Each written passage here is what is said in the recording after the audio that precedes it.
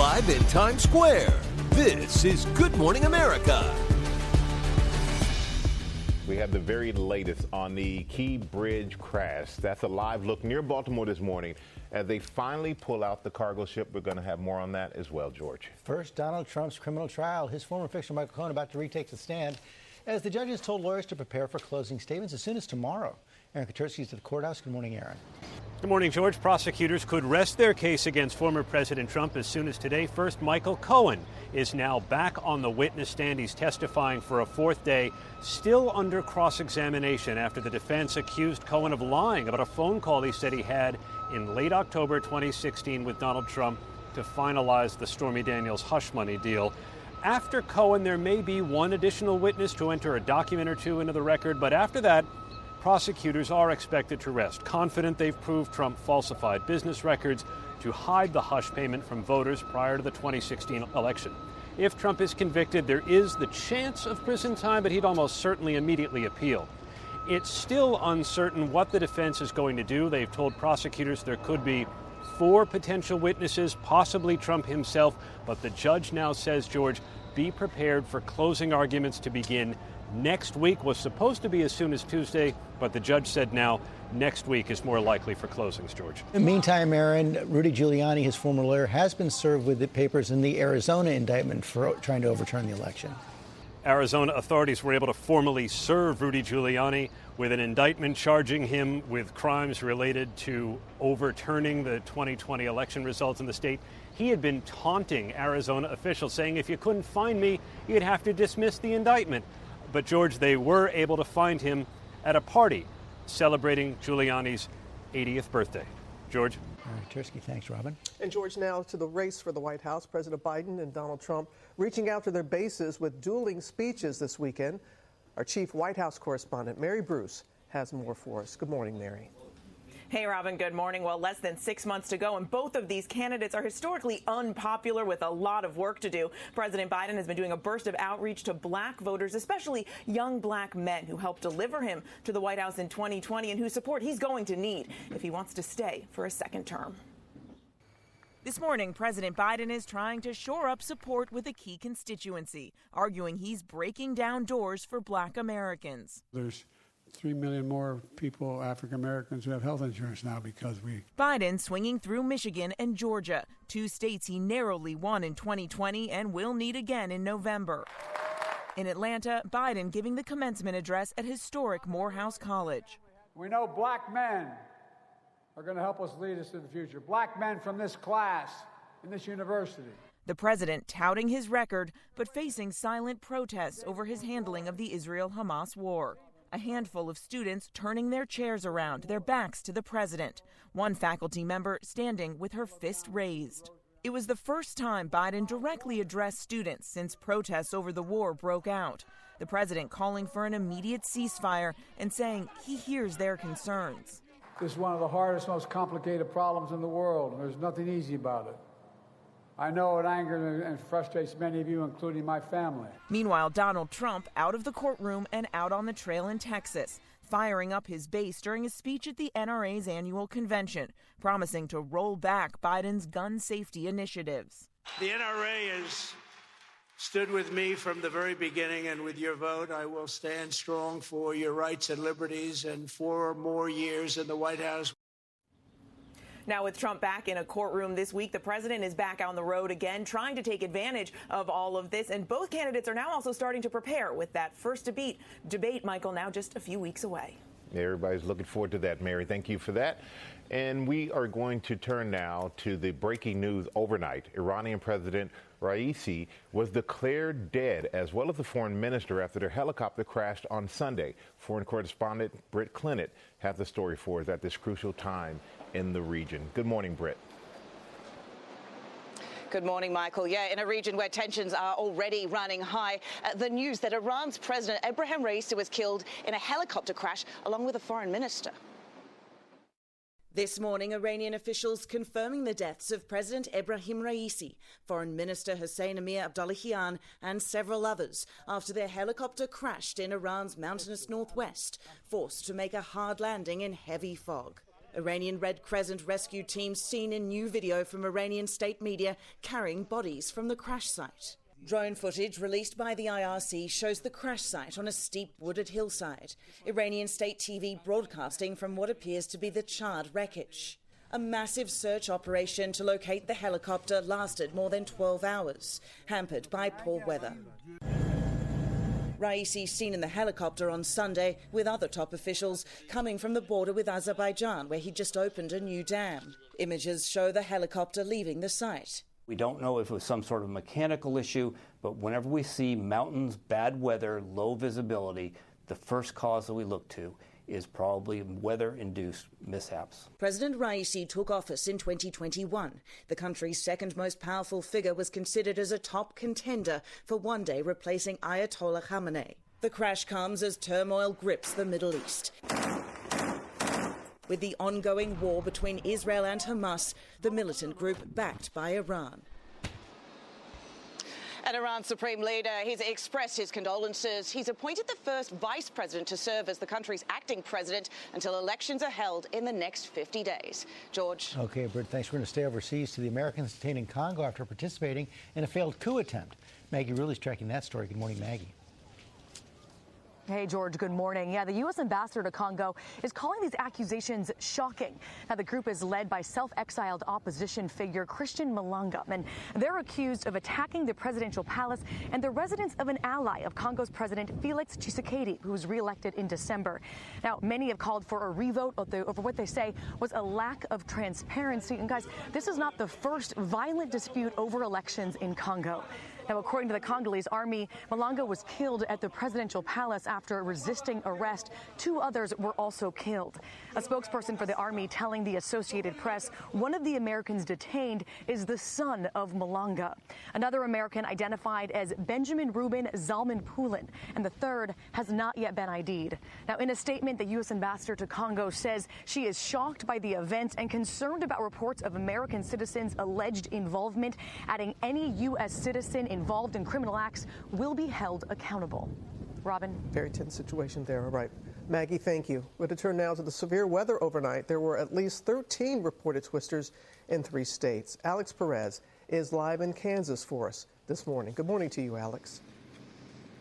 Hey, good morning, Robin. A tough night of sleep for a lot of people in the path of this storm. I want you to take a look around me here. You can see there are toppled trees everywhere. Those powerful winds creating problems across the region. This morning, severe weather wreaking havoc in the heartland. In Oklahoma, this large tornado hit Canadian County just outside of Oklahoma City. Several buildings in Yukon sustaining major damage. The roof of this home completely gone. While in Custer City, a twister moving through, flattening power lines across the area, buildings there destroyed. At least 4 tornadoes reported in Kansas. The severe weather triggering power outages across the state, and in the city of Russell, authorities reporting extensive damage. The storm pummeling this garage. One of my friends sent me a Snapchat. He's like, "This is what your place looks like," and I'm like, wow. The National Weather Service received 13 reports of tornadoes across Colorado, Kansas, and Oklahoma Sunday. And this large dust storm fueled by thunderstorms sweeping through Great Bend. And take a look behind me here. You can see this storm creating massive problems, even knocking over this fence around this home here. And there are trees just about everywhere you look. In many places, they are just now beginning the process of assessing the damage. So a long day ahead for many. Robin? Yes, indeed. And thinking of all impacted. Thank you, Alex. We're going to bring in Ginger with more on a turbulent week ahead of Memorial Day. Yeah, May just keeps doing what May does, and it's like we cannot catch a breath day after day of these storms. And so we've had 72 hours, the last 72 hours, more than 400 severe storm reports, including the ones on Friday in Pittsburgh. By the way, Pittsburgh area now has had more tornadoes in May than they ever had since records began in 1950. So today, it starts for Northwest Indiana, my friends, in Gary or Valparaiso, Chicago, Milwaukee, kind of in the afternoon and early evening. But this area The high plains of northeast Colorado, parts of western Nebraska, you're getting it later tonight through the overnight hours. It looks like damaging wind is the main threat, but on that western side of it, you could see some giant hail and also an isolated tornado. Tomorrow, we're going to bump the tornado threat up, and it is going to focus on eastern Iowa, well, much of Iowa, northern Missouri, western Illinois, over to Rockford there, and I'd say parts of southwestern Wisconsin. Chicago, both days in a row, has a threat. So Chicago, travel-wise, Thursday looking a lot better, but the severe storms refocus on the plains, so Dallas-Fort Worth could see some issues with severe storms, especially if you have travel coming out of there.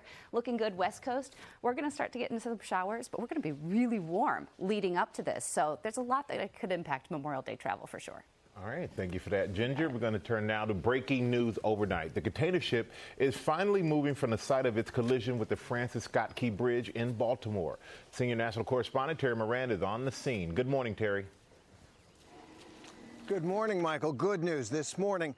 The Dolly, that huge container ship that brought down the Key Bridge, is on the move again for the first time since the disaster occurred on March 26th. The teams that have been working around the clock here to clear out that shipping channel are now in the process of refloating and removing the ship down from the bridge into the port of Baltimore, taking advantage of the high tide this morning, which started about 5:30, so the ship is already on the move. They're deploying about 5 tugboats, and they will move very slowly, about 1 mile an hour, and move that ship about 2.5 miles into a marine terminal in the port of Baltimore. This is a crucial step, really a huge step for Baltimore, for this entire community, and it is ahead of schedule.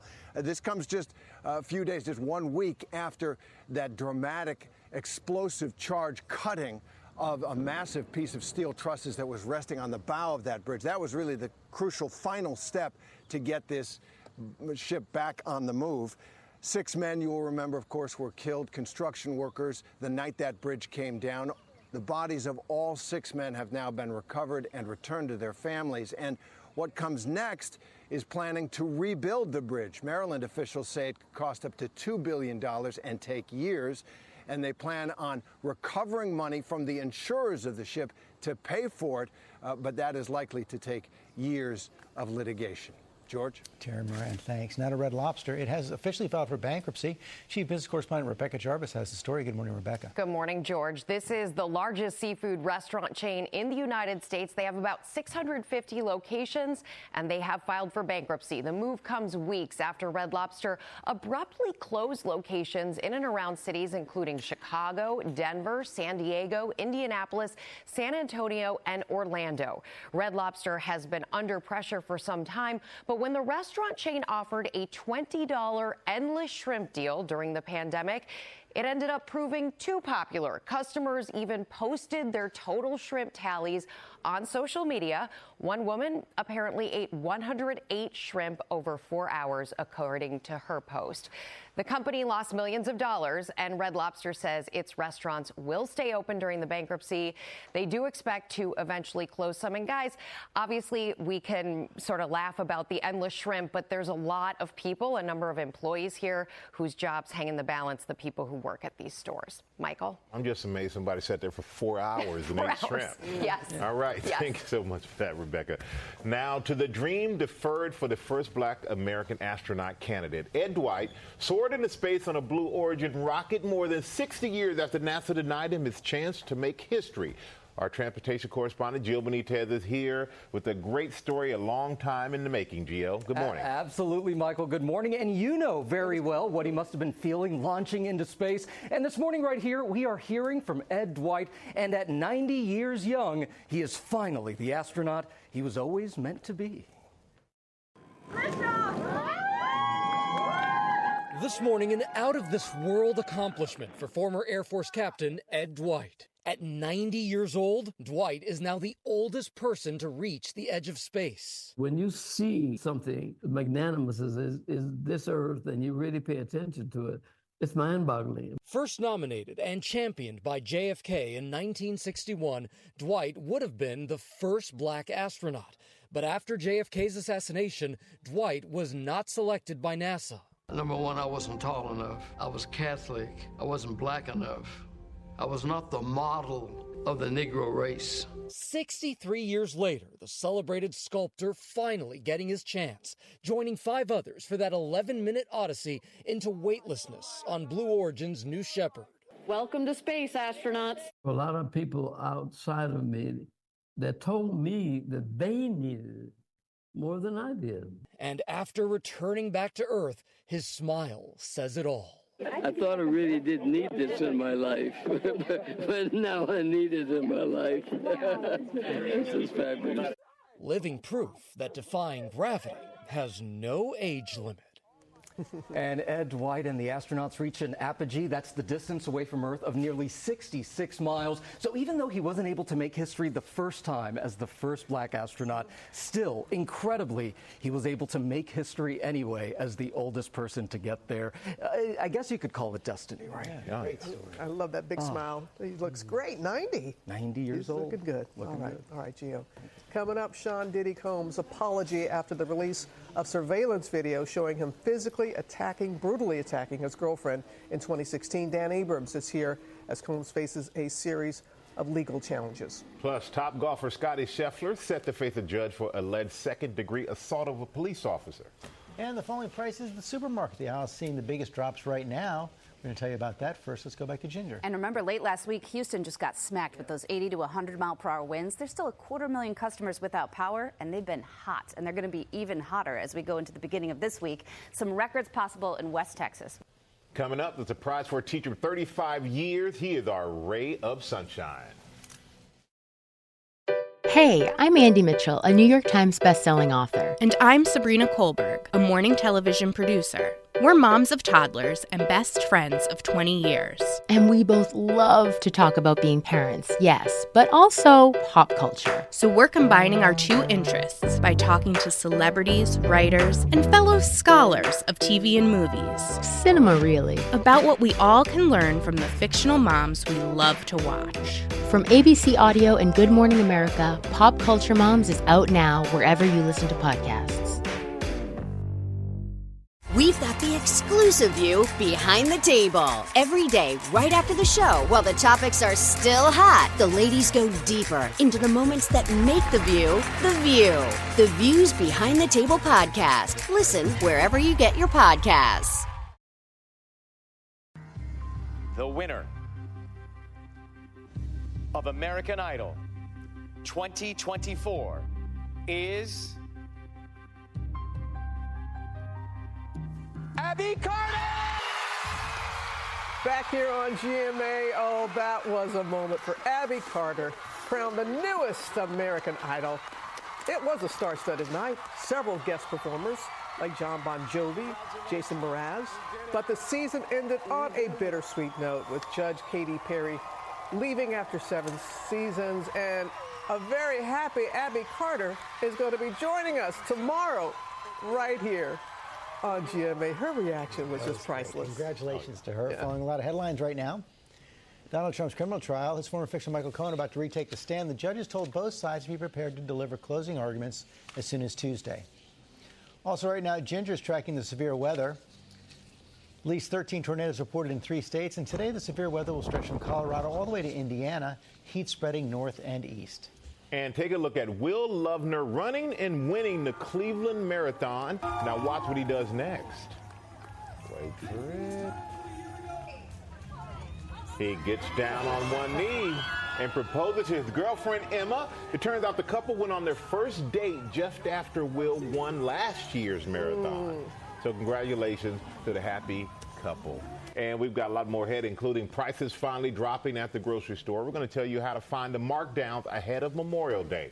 That is all coming up, Robin. But right now, Michael, Sean Diddy Combs apologizing after the release of an extremely disturbing hotel video obtained by CNN showing him assaulting a former girlfriend. Dan Abrams is standing by. But first, Janae Norman with the details for us. Good morning, Janae. Robin, good morning to you. Extremely disturbing video. So for some context, Cassie was a young up-and-comer when she met Diddy. They dated for more than a decade. Last November, her lawsuit alleging sexual and physical violence and abuse. His lawyer, accusing Cassie of blackmail, called the allegations baseless and outrageous lies. Diddy himself said he didn't, quote, do any of the awful things alleged. After the release of this new surveillance video, now that's changed. I'm truly sorry.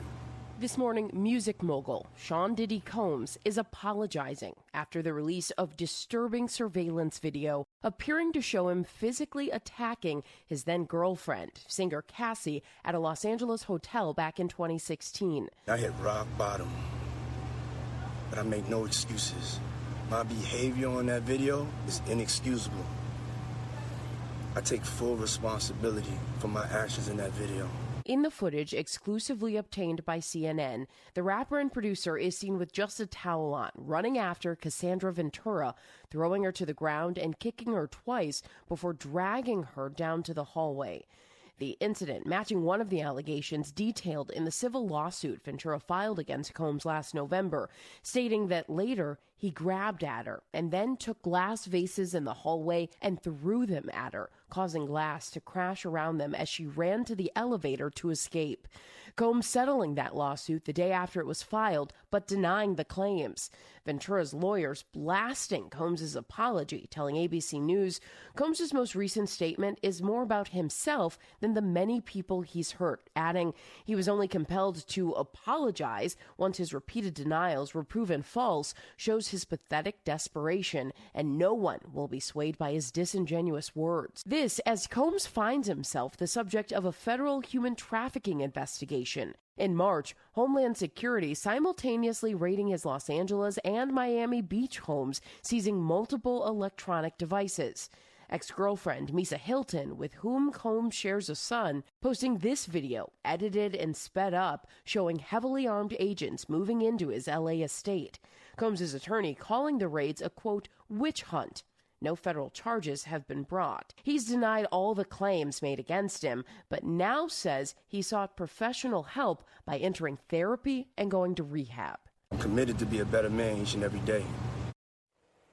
So many pointing out the timing of this apology from Diddy, but also really picking apart his words, saying that he never said Cassie's name or apologized directly to her. Robin. Many did notice that, Janae. Thank you. We're going to bring in our ABC News chief legal analyst Dan Abrams. Any way around the statute of limitations? No. As a technical state law matter, the statute of limitations is pretty clear. But as Brian was talking about in that piece there are potentially other ways this could come into play. Number one, it could come into play in terms of other possible federal crimes. Number two, I think it is going to come into play psychologically for the investigators, meaning if you're talking about any sort of close case or close call, they're going to go for it as a result of this. And finally, if he is convicted of anything, they could certainly use it in sentencing, meaning if he was convicted in a federal crime, sentencing evaluates the totality of someone, right? So they could certainly use that at another point. Some people are asking, what about the hotel? Yeah, it's a good question, right? Is the hotel responsible anyway? They didn't report it. That's right. There is no criminal obligation to report a crime, right? If you see someone get killed, you're not obligated to report that someone got killed. But there certainly could have been civil liability, meaning if it's true that the hotel was paid $50,000 for that video, they certainly could be sued over that. But again, you have a statute of limitations problem now with regard to a possible civil lawsuit. Civil statute of limitations are often shorter than criminal ones. And now the current ownership says, hey, we don't own that hotel. That's not our hotel. So you have all sorts of layers here with regard to the hotel, but it's an interesting point. You mentioned the possible federal crimes. What impact there? I think both investigative and in terms of sentencing, right? Investigative in terms of possible crimes to lump it into if they have other evidence, right? That's still a big if. We don't know what they have. All we know is that they raided the home, that it was Homeland Security, but in just the fact that they went into the home tells you that they have something on the federal level. Is it enough to charge? We'll see. What about the outstanding civil cases against you? Yeah, exactly. Good point, right? That's the one place where there's open questions. There are all these other civil lawsuits, and I promise you they will try to be able to introduce this. It may not be easy, but there will certainly be an effort. All right, Dan, thank you as always. All right. Appreciate you. Yep. Coming up next, the good news from the grocery store. Rebecca Jarvis is here. with the story. Hey, Rebecca. Hey, Michael. Yeah, they're flipping it and reversing it. We have been watching prices rise for years, and now there are signs at the supermarket that prices might finally be ticking down. We're going to tell you which aisles you'll find the biggest drops right now, just ahead of the Memorial Day and start of summer season. Stay with us. We are back with the price drop at the grocery store after years of inflation. Chief Economics Correspondent Rebecca Jarvis is back to tell us where the prices are coming down. Hey, Rebecca. Hey, George, guys. Nice to see all of you. And we saw this on our Sunday grocery run yesterday. The eggs were so much cheaper than they've been. Well, not all food prices are coming down, but depending on what's in your cart, you might be pleasantly surprised for a change. Attention shoppers. Grocery prices are falling for the first time in a year. But we all know inflation has gotten a little out of hand. Cash-strapped consumers seeing a little relief just in time for that Memorial Day barbecue, with prices on food at home down 0.2% overall in April, according to the Labor Department. In some cases, prices down even more. Milk, chicken, fruits, and vegetables nearly 1% lower. Apples down 2.7%. For the Grill Master, pork ribs down 2.3%, and eggs down 7.3%. They've been going up considerably since the pandemic. Now they're actually leveling off and decreasing because of the efficiencies that they've had, as well as these retailers pushing back on the price increases. Retailers who've seen their customers cutting back, also starting to introduce additional savings. Today, we're going to see if we can get groceries for the week for under $100. Target announcing this morning that it's cutting prices on approximately 5,000 frequently shopped products, including kitchen staples like milk, meat, bread, fruits, and vegetables. In April, Walmart launching Better Goods, its biggest private food brand in 20 years, with a majority of items under $5. And fast-growing chain Aldi rolling out additional summer savings, cutting prices further on more than 250 items. What we're going to see is just about every major retailer getting involved, lowering prices, adding more store brands, adding higher quality store brands. Meantime, the cost of dining out, it continues to climb, so there is a big price advantage to eating at home. If you're comparison shopping for deals, grocers know it, and instead of competing head-to-head on basic things like canned beans and copycat mac and cheese with their private label foods, they are selling more unique items. So, guys, you got to be a scrappy consumer, and we'll make sure you know how to do that right here on GMA. You're a scrappy consumer. Oh, the most scrappiest of all, Robin. All right. The first ever criminal trial of a former president is underway in Manhattan. It's one of potentially 4 trials facing former President Trump as he makes his third bid for the White House. What do voters think about his culpability, and would a guilty verdict make a difference in the election? I'm Galen Druk, and every Monday and Thursday on the 538 Politics podcast, we break down the latest news from the campaign trail. We sort through the noise and zoom in on what really matters, using data and research as we go. That's 538 Politics every Monday and Thursday, wherever you get your podcasts. People who disappear without a trace. Where is she? The most notorious murder cases in New York. Pure evil. And the most devious killers. There's a Hannibal Lecter feel to him. For chilling true crime stories, follow the True Crime NYC podcast wherever you listen. We at N. Middle School, I can say that right now in Minneapolis because the teacher is inside. You might be able to hear the band warming up. He is such a great teacher, Mr. Barlow. He has been here for so many years. He is an inspiration to the students. He's an advocate. He's an ear for the kids. We have heard so many great things about him. You probably hear them warming up right now. I can't wait to go in. He is going to be our ray of sunshine, and I can't wait for us all to meet him and surprise him. He is going to be getting the surprise of his life. Robin? You look like you cannot wait. All right, Deb, thank you so much. I love it when we profile teachers like that. Also ahead, Will Reeve. He's back to break down who to watch as the NBA playoffs, ooh, they're heating up. First, look at the top stories breaking today. We start with Donald Trump's criminal trial. His former fixer, Michael Cohen, about to retake the stand as the judge has told lawyers to prepare for closing statements as soon as tomorrow. Let's go back to Aaron Katersky at the courthouse. Good morning, Aaron.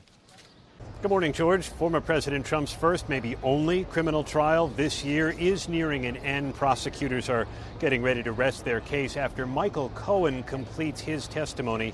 He is still under cross-examination today, and the defense showed an email between Cohen and Trump Organization Chief Financial Officer Alan Weisselberg, suggesting perhaps that it was Weisselberg who came up with the alleged scheme to reimburse Cohen by calling those monthly reimbursement payments legal expenses instead of what prosecutors said they really were, campaign expenses, to hide the hush money from voters before the 2016 election.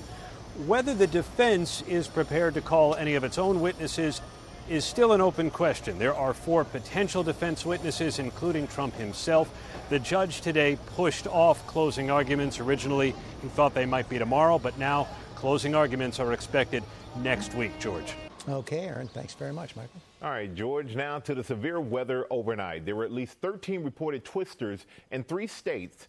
Ginger's, of course, tracking it all for us. Good morning, Ginger. Hey, good morning to you, Michael. Storm chasers were right up on one of these severe storms, seeing the debris fly there. This is Custer City, Oklahoma, one of the spots hit by a likely tornado. They'll get out and do those damage surveys today. You can see that damage there, but also Russell, Kansas, waking up with a lot of debris all over. So here's what we're going to do with the forecast today. I'd say Chicago, Northwest Indiana, Milwaukee gets it later this afternoon, or early afternoon even, through the evening hours. And then it's later tonight when the hail and tornado threat pops up in the high plains of western Nebraska, northeastern Colorado. Tomorrow is when it kind of focuses in. We bump up the tornado threat, or the hazard for tornadoes, in Iowa, western Illinois, northern Missouri, parts of Wisconsin and Minnesota. But just keep in mind that this whole broad area from Michigan back down to Oklahoma could easily see thunderstorms that take trees into cars, into homes. And that's how we've been seeing the most deaths really in a lot of the season. So keeping in mind all of these people have to watch out going into the holiday weekend. Let's go back to Robin now. Definitely going to keep that in mind, Ginger. Thank you. Now to the NBA playoffs, and the conference finals are set this morning after 2 Game 7s. Will is back with the highlights. Good morning again, Will. Hello again, Robin. 2 winner-take-all Game 7s yesterday, and history made in both. First, the Minnesota Timberwolves dethroning the champs. Minnesota down 15 points at halftime and 20 points in the third quarter to the Nuggets in Denver. But Anthony Edwards, Karl Anthony Towns and company came all the way back to win 98-90. That is the largest deficit overcome in Game 7 history. And the T-Wolves are now into their first Western Conference final since 2004. And the Nuggets losing means the defending champion has not advanced past the second round of the playoffs for 6 straight seasons now. Minnesota will play the Dallas Mavericks for a spot in the finals, Robin. Did you hear Michael over here? He was glued to the tube watching those highlights again. Over there. Oh, that was well, in the East, Will, a historic performance from the Indiana Pacers. Yeah, that's right. They made 67.1% of their shots. That is a playoff record, and when your opponent is that hot, it's hard to win, and the New York Knicks did not. The home team had won every game in this series, back and forth. The Knicks were at Madison Square Garden. The lights were bright, but the Knicks' time was up. Lots of injuries throughout these playoffs to their players, including the superstar Jalen Brunson, who fractured his hand late in the game. Indiana blowing out New York by 21 points to advance to their first Eastern Conference final in a decade. They will face the Boston Celtics tomorrow night at 8 Eastern on ESPN, guys. All right, well, thanks very much. Coming up in our GMA Morning Menu, questions about Jennifer Lopez and Ben Affleck. Also had the new study that could help change the way doctors detect cancer earlier or tailor treatment. Dr. Jennifer Ashton is here with those details for us. Plus, we've got some great guests in the house. Daisy Ridley is talking about her new movie, and Crazy Rich Asians author Kevin Kwan has a brand new book. And Deborah Roberts is live in Minneapolis, about to surprise a very deserving music teacher. Hey, Deb. Hey, Michael, I'm so excited. You can probably hear the band warming up in here. Ed Barlow is with his students, has no idea that he is a ray of sunshine. This is a teacher who brings so much to the classroom, and students just can't say enough about him. So I can't wait for us to meet him and surprise him in just a few moments. Welcome back, everybody. Jeremy Renner is going to join us live on Wednesday to talk about his new projects and how he's doing since his 2023 accident. We are looking forward to that. We're going to turn out our GMA cover story, the latest on Ben Affleck and Jennifer Lopez. Eva Pilgrim here with the details. Good morning, Eva. Good morning, George. The attention and obsession around Bennifer is very real, and that's why their recent behavior caught the eyes of some fans, making some wonder if the couple's relationship is on the rocks. This morning, could there be trouble for Hollywood power couple Jennifer Lopez and Ben Affleck? People magazine reporting the two have not been living together. This comes as speculation around the pair has been growing over the past few weeks, fans noticing they haven't been pictured together in almost 50 days. They were last seen together at an event to support their kids, and while they arrived separately, they left together. Lopez appearing solo at the Met Gala. Affleck noticeably alone at Tom Brady's roast. You won't find me volunteering for the Ben Affleck roast, as I like to call it, Thursday. And then internet sleuths noticing Lopez liked this Instagram post about relationships. You cannot build a healthy relationship with someone who doesn't respect your time or lacks effective communication skills. A lot of fans thought that might be a kind of hint of what's going on with her and Ben. Feel like you're not good enough. You're not good enough as a partner, as a mother. These questions coming just months after the actress and singer released a documentary about her love journey, the greatest love story never told.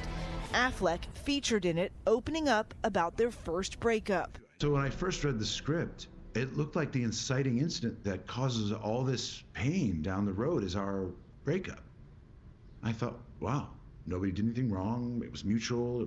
The pair first met in 2002, sparking a firestorm of media and the nickname Bennifer, quickly getting engaged, but in 2004, the two split up. Then, in 2021, they rekindled their romance, getting married in 2022, 20 years after they first met. It'll be very telling in the coming weeks as they're promoting their films and upcoming projects, whether they're willing to talk about each other and what's going on. And we have to say the two of them were pictured together this weekend. They came separately to a movie event, but they left together smiling for the cameras. Robin. All right, Eva, we wish them the best. We've got a health alert. Possible advancement in detecting cancer years before patients are currently diagnosed. Our chief medical correspondent, Dr. Jennifer Ashton, is here. Tell us about this study. So, Robin, if you imagine early cancer detection as trying to hear of the voice of cancer in the body, we want to pick it up at a whisper, not at a yell, right? And this particular study, actually two of them published in the journal Nature Communications, research done at Oxford in the UK, looked at blood samples of people for proteins in the blood associated with various types of cancers, 19 types of cancers, and then followed them into the future, which is very important in terms of the methodology. And they found there was an association between certain proteins and those people who went on to develop certain types of cancer, in some cases giving a 7-year or more increased time window between when that protein was detected in the blood and when the cancer would have been diagnosed. So that is a significant advantage, as we all know, in early detection. Because early detection is so very, very key. So going forward, what does this mean? Well, I think first off, this is not generally available for people yet. There are other tests that look at fragments of cancer circulating in the blood before they would be picked up, either by giving symptoms or by a routine screening test. But I think the key here in the world of oncology is understanding how cancers behave early. Once you have a better understanding of that, not only can you screen people and detect it earlier, but potentially you can even understand how and why cancers are doing what they're doing, and then prevent it in the first place. I'm thinking about a full body scan. So how is this different, and what are the pros and cons of that? Well, you hear about that in some celebrity cases, people getting generally MRIs, which don't have radiation, but scanning their body head to toe. I think this is a perfect example of a saying in medicine that I use all the time. You shouldn't do a test in medicine unless you know what you're going to do with the results of that test. And oftentimes you find a lot of incidental findings that may not be cancer. You can't biopsy every organ. So right now, for some people, that whole body scan is really appealing. It can give a false sense of security in some cases, or a real, good result. But unless you know how you are going to act on the results and how you will interpret them, not ready for prime time. Every time you say that, it just piques my interest. I know it really stays with us. It's a real reminder. Don't do a test unless you know how you're going to interpret and act on those results. All right. We'll see you on GMA3. Yes, you will. Okay, Jen. Let's go down to Ginger. Thank you, Robin. And starting in Dallas, pleasant morning, but it's one of the cities that we're watching as more than 50,000 flights will be taken off on Thursday. That's the big day for air travel. So it's there in the plains with Oklahoma and Little Rock included that we'll be watching for afternoon and evening thunderstorms to potentially impact some of the travel. The Northeast, we could be breaking up our heat with some of those rain showers, even thunderstorms up in the mid-Atlantic, but drier in the Southeast. Chicago's looking better after a couple of stormy days. Heat today, record heat possible, Amarillo and Del Rio. And we're going to watch that record heat spread east. Now to our Ray of Sunshine series, shining a light on some incredible educators going the extra mile as school gets out for summer. Deborah Roberts is live at a school in Minneapolis. Good morning again, Deborah. Hey, Michael, I don't know if you can hear the band in here, but Mr. Barlow, Ed Barlow, is teaching his band class, thinking that he's about to be on a local news station talking about the arts. Well, he has no idea that this is his moment. We are about to surprise him. He is our ray of sunshine. He has meant so much to so many students for years. So let's go on in and surprise him, shall we? Hello, everybody.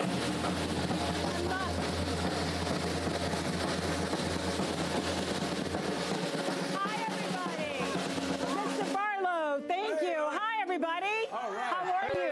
Hello. Mr. Barlow. Hi, I'm Deborah Roberts. Hi, nice to meet you. Nice to meet you. Absolutely. You have meant so much to so many people. It is a thrill to be here with all of you, by the way. How do you feel about today?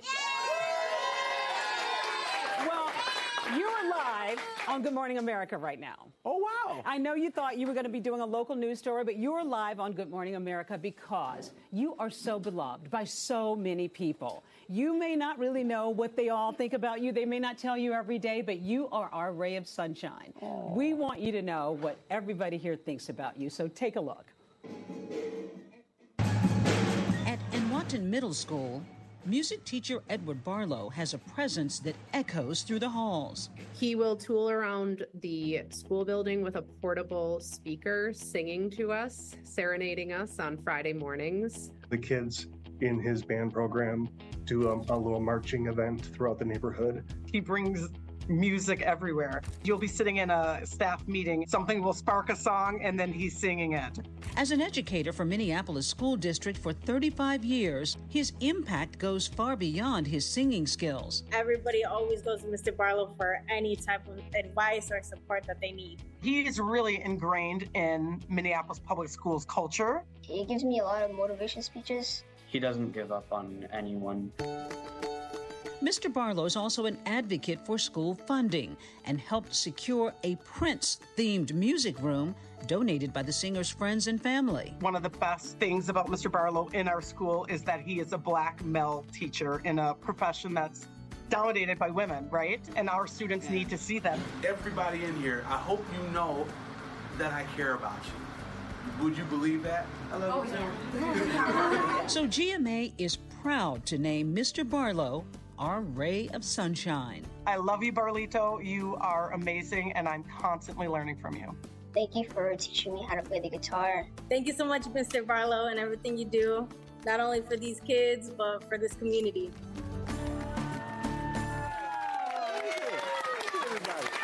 I know we probably caught you off guard a little bit. Yes, you did. To hear those great words from your students, to talk about how you go above and beyond. I mean, you talk about how much you care about them. You could have retired some time ago. What keeps you coming back into this classroom? Well, it's knowing that there's purpose and meaning in what we do as teachers. And I really love the interaction I've had over the years with all the students, bringing, looking at the music that's already in them and seeing that grow. It's so gratifying, which is why I guess I can't stop doing it. You're not going. Can't stop, won't stop. Well, the music is in them. Dr. Sales Adams, you have said that you're the superintendent of this school system. You say that he is the heart. What do you mean by that? What does he bring? He's the fabric of Ann Watton in Minneapolis Public Schools. So watching him with his students, the connection, the energy, and the love, this is what true education looks like in public education. Yeah, yes. You all love him, huh? Yeah. Well, we know that teachers go above and beyond, oftentimes going into their own pocketbooks to help, or pockets in your case, to help their students. So you know what? You are going to get a little help because Donors Choose is offering $5,000.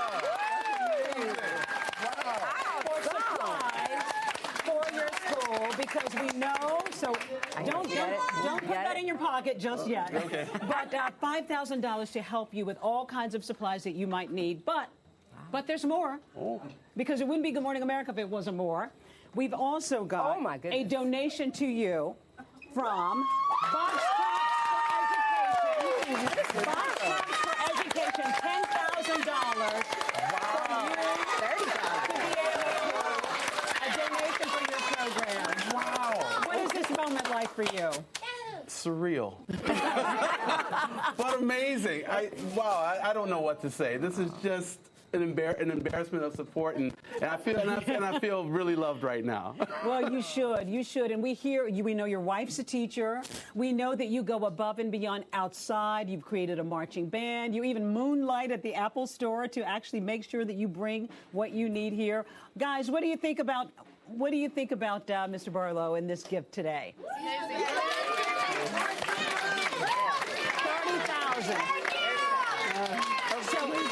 So $30,000. I said 10. You've got $30,000 and then $5,000 here for Donors Choose. And congratulations on all the work that you've been doing. Well, thank you. And to all of you. And you've got support staff here. Wow. You've got so many people who are just cheering you on. So a few more years at the job, maybe? Yeah, possibly. You guys hide things really well. Okay.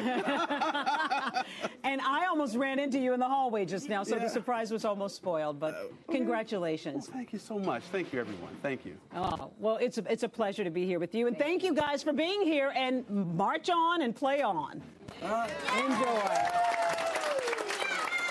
Michael.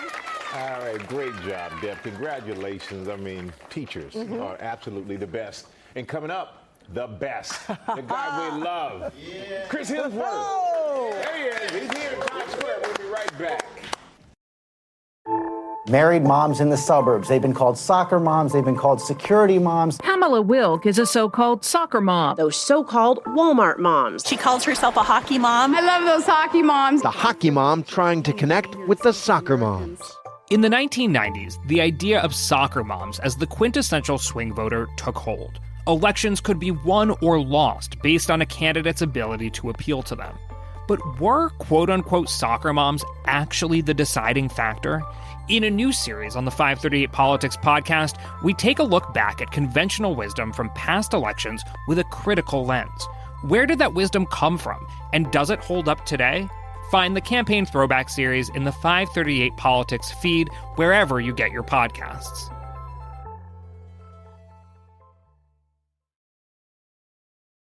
Nice day outside Times Square and a nice day here in the studio with Chris Hemsworth. He's starring in the latest installment in the blockbuster Mad Max franchise called Furiosa. Chris, welcome to the show. Great to see you. Before we get to the movie, we're going to talk about the last time you were in New York City. You were co-chairing the Met Gala. Yes, I was. What was that experience like? It was incredible. It was the first time I'd been, first time I was invited. Hopefully I'm invited back. And, we had a lot of fun. It was it's quite a strange process, you know. We have to, as co-chairs, greet everyone as they come up the stairs and welcome them in. Eclectic bunch of artists and athletes and musicians and actors and so on. So I love it. I love the whole experience and interacting with different folks from different industries, and got to have a dance, and you know, my wife was there, and we had a lot of fun. It was cool. Speaking of your wife, nice little segue here. Thank you. The film is kind of like a family affair. Yeah. When we see your wife's name come up in the credits like that, what was that experience like working together? It's great. We've worked together a couple of times, and it's our date night. It's the only chance to get away from the kids. We have to go to work to spend some time together. No, it's fantastic. She actually plays two parts in there, so those of you with a curious eye could spot it. Your sons went to the Australian premiere. What did they think? They loved it. You know, my kids, at least no kids film first, I'll say that. they've seen behind the curtain so many times, the smoke and mirrors, and we're on set on various occasions throughout the shoot and causing as much chaos as the film itself represents. But they loved it. You know, they're like, Dad, we want to wear a tuxedo. You know, we want to stretch limo, and they invited all their friends. So I had to cancel a few of my mates that were coming in order to get all their friends a seat. So they got the stretch limo. They got the stretch limo, a big Hummer style thing. Let's take a look at a clip.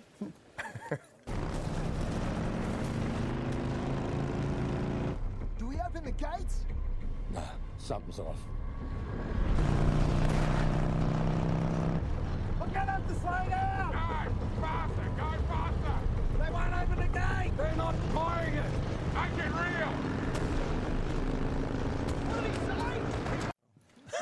And you had to undergo a serious, physical transformation. Why was that important for this character?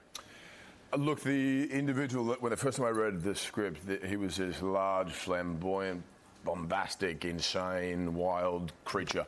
And he's obviously the villain, but it was very important for us to sprinkle in some humanity throughout the film. But the physical representation had to be that of the wasteland, So we had a person who, he's a product of that space, and he had some mangled teeth. There was a crazy, he had a hairdo, a beard, a prosthetic nose, the costumes.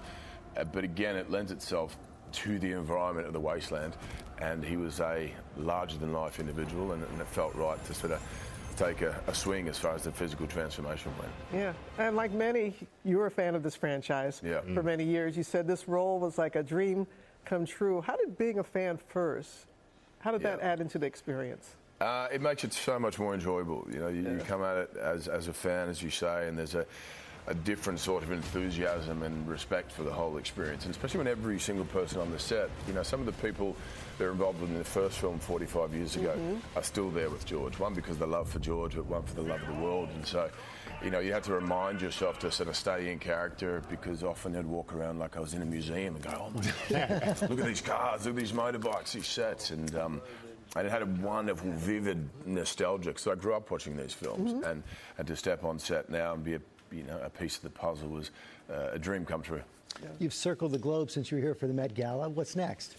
So we're here for a few days. Yeah, good question. I was in Australia a few weeks ago. We went to the Met Gala, then we went to LA, then we went to the Cannes Film Festival, flew in from London last night, and I go to Los Angeles for the Star Ceremony, Walk of Fame thing.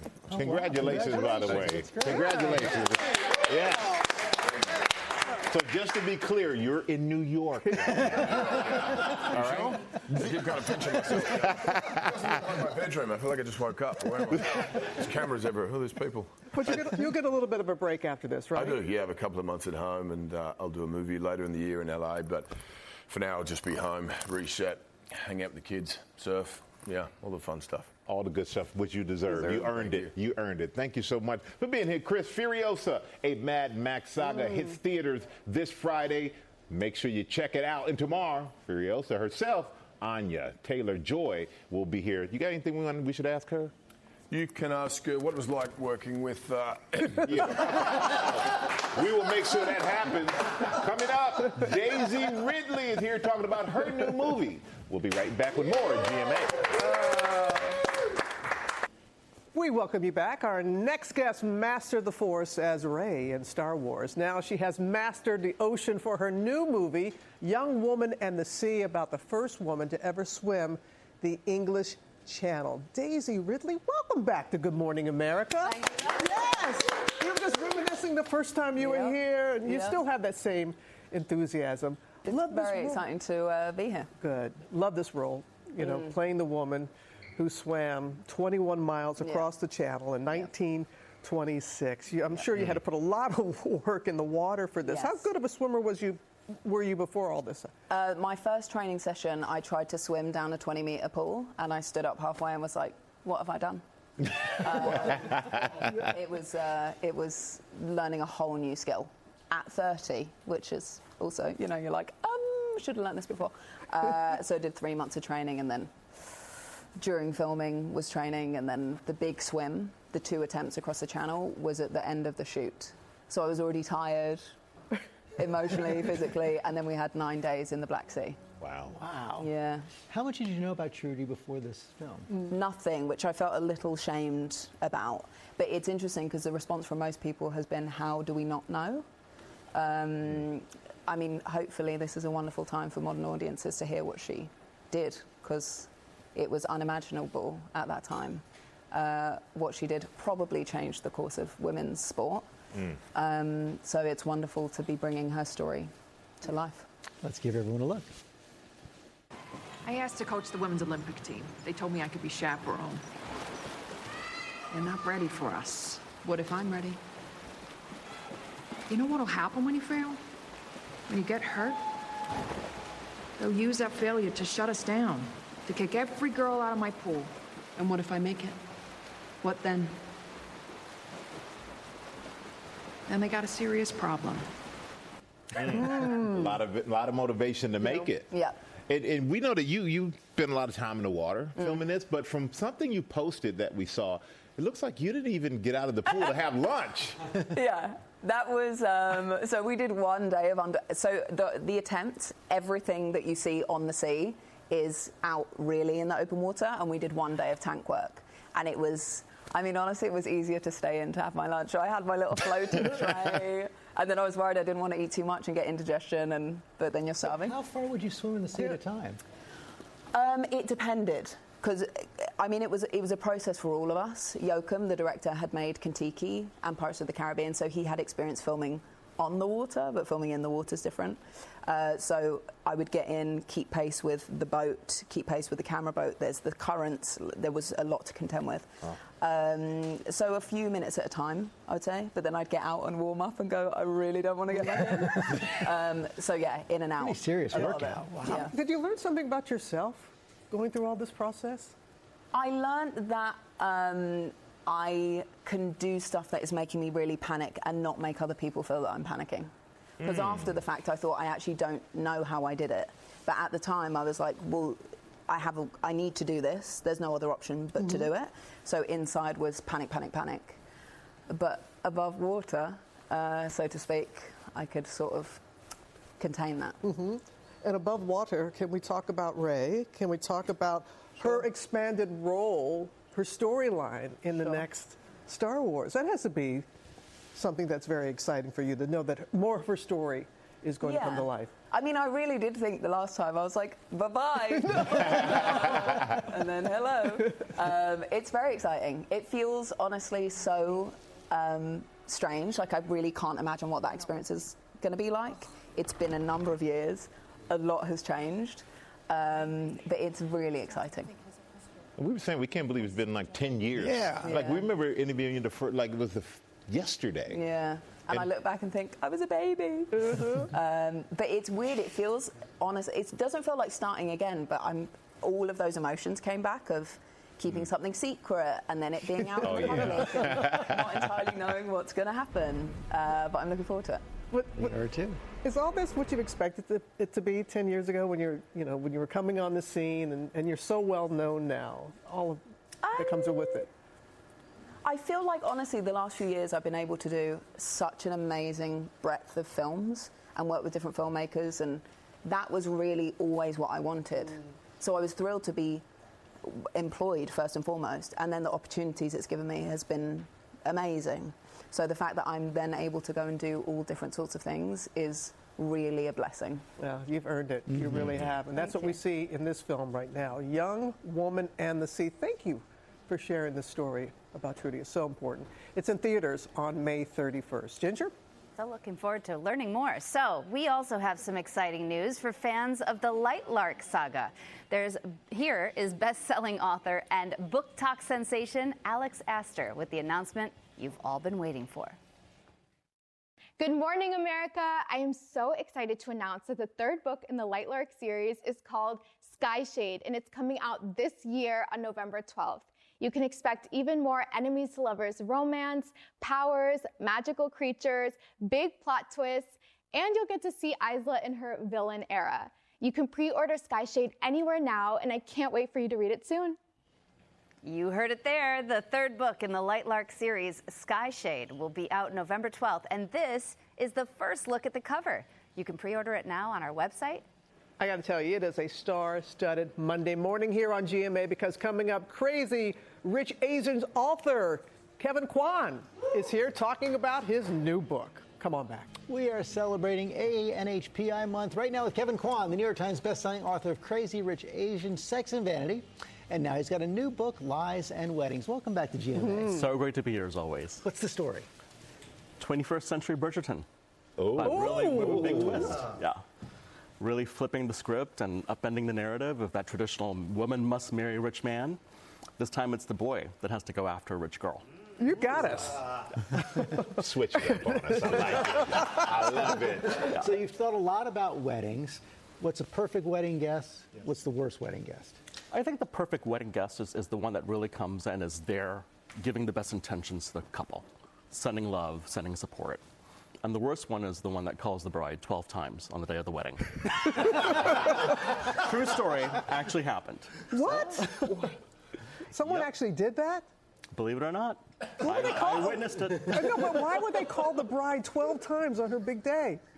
You know, it was a destination wedding. We were all lost, put it this way. Okay. He witnessed it, so You weren't making the calls. I was not. Wow.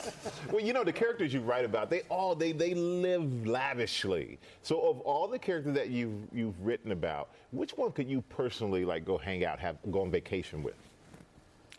For vacation, I think Kitty Pong from my Crazy Rich Asians series would be really fun to travel with. Ooh, she would be. Because she would get me into all the secret VIP places. I'd meet crazy people that I never thought I would. I think she'd be fun to travel with. She's the one that kind of pushes you outside your comfort zone a little bit like that. We all need someone like that. She's always rocketing to different stratospheres, right? So take me along, you know? Yeah. I love how on social you drop these little clues about the book. This is one right here. Pasta. Okay, that's a book. Yeah. But what a clue in the book is this associated with? The pasta. This restaurant is actually mentioned in my book. So it shows up because I went there and basically, was in complete ecstasy over that pasta dish. It was that good. Yeah. Yeah. Do you like so simple, so lovely, but the flavors just were working on every level. And I was like, I need to write this place down. I want to come back, and everyone should know about it. Yeah, you like to tease us, don't you? Yeah. Like you like little clues like that. It made me hungry too. Totally. Oh my goodness, it sounds like you got to tease your way through a whole book, And for me, I loved reading books that made me hungry. So I want to try to do the same. It's working. That's true. If you don't raid the fridge at 2 a.m. reading my books, then it's not working. We all love the movie Crazy Rich Asians, and now Sex and Vanity is being made a new movie as well? Absolutely. Fingers crossed. We're hoping to shoot this year, and we have an amazing, amazing cast.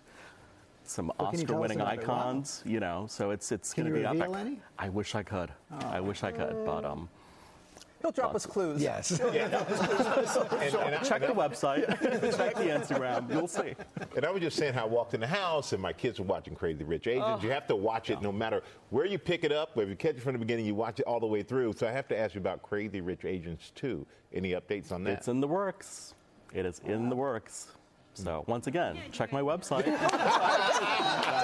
yeah. You can't give us any. The amazing great thing is that everyone got so busy. It blew up the careers of, John Chu and all the actors. Michelle won an Oscar. So, they had to do a few amazing victory laps. But I think now everyone's excited to get back and make Crazy Rich Asians 2. I mean, now when you look at it, you think, oh, of course this is going to be a major hit. But when you're doing it, you have no idea it would get the reaction and the legs that it has, and wanting a second and even a third and all that. It's been a dream come true, really. But I have to thank my fans. My readers have been there from the beginning. So I suspected they would come support the movie. You said you've always enjoyed reading. Yeah. Oh, yeah. No, yeah. I've always been a bookworm. So from the time I was 5 years old and given my first book, that's what I love to do most. What was your first book that you were given? The Wishing Chair by Enid Blyton. Ooh. Yeah. You had that in your back pocket. You're like, it's one of my favorite books. Oh, I love that. Is, Thank you for coming in. Always a pleasure. Lies and Weddings available everywhere tomorrow. We'll be right back. We thank Deb and Ray of Sunshine Team there in Minneapolis for surprising Mr. Barlow, and you could tell that he was very much surprised and so deserving. Tonight, Game 7 of the Stanley Cup Playoff Series between Edmonton and Vancouver. The puck drops 9 p.m. Eastern on ESPN. Thanks for watching.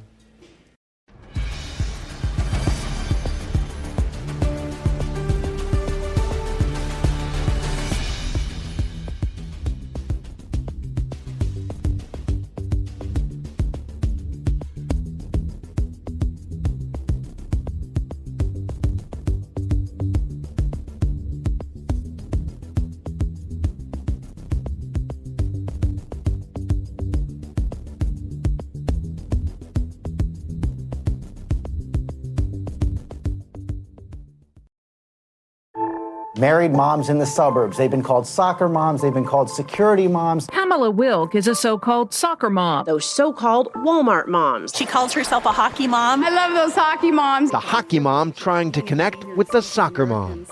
In the 1990s, the idea of soccer moms as the quintessential swing voter took hold. Elections could be won or lost based on a candidate's ability to appeal to them. But were quote-unquote soccer moms actually the deciding factor? In a new series on the 538 Politics podcast, we take a look back at conventional wisdom from past elections with a critical lens. Where did that wisdom come from, and does it hold up today? Find the Campaign Throwback series in the 538 Politics feed wherever you get your podcasts.